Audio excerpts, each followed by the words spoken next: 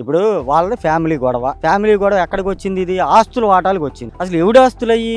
ఈడి బాబు అధికారాన్ని అడ్డం పెట్టుకుని దోచుకున్న ఆస్తులే, అంటే ప్రజాధనం అది. చాలా మంది ఏంటో జగన్ ఆస్తుల కోసం తల్లిని చెల్లిని రోడ్డుకి ఇడిచాడని ఓ చెప్తున్నారు. అంతకు ముందు రాజశేఖర రెడ్డి లోన్ పెట్టుకుంటాను, నా భూమిని లోన్ ఇప్పించు, నేను ఫైనాన్షియల్ పరిస్థితి బాగాలేదని చంద్రబాబుకి చెప్పుకున్నాడు. అరే బాబు, ఇది ఇలా ఫలానా భూమి, దీనికి లోన్లు ఇవ్వకూడదు అని చెప్పాడు చంద్రబాబు. అంత డెఫిసిట్ లో ఉన్న ఫ్యామిలీ అది. రాజశేఖర రెడ్డి ముఖ్యమంత్రిగా అయినప్పుడు 1000 కోట్లు ఆడి నుంచి వచ్చినాయి. వాళ్ళకి మొత్తం అవినీతి సొమ్మది. వాటి మీద ఆల్రెడీ ఈడీ అటాచ్మెంట్లు జరిగినాయి, సిబిఐ కేసులు ఉన్నాయి. అప్పట్లో ఏంటంటే ముఖ్యమంత్రిగా ఉన్నాడు కాబట్టి ఈ ఆస్తులన్నీ జేబులు ఆస్తులన్నీ మొత్తం మన వాళ్ళకి ఇవ్వండి అని చెప్పి ఒక మాట అన్నాడంట. ఈడు అసలు ₹1 కూడా వదలడు. ఉదాహరణ ఏంటి, మొన్న ఈ మధ్య ఫ్లడ్ వచ్చి తిరిగి వెళ్ళాడు. కనీసం ముఖ్యమంత్రిగా చేసినోడేగా 5 సంవత్సరాలు ₹1 కోటి ఇచ్చాడా?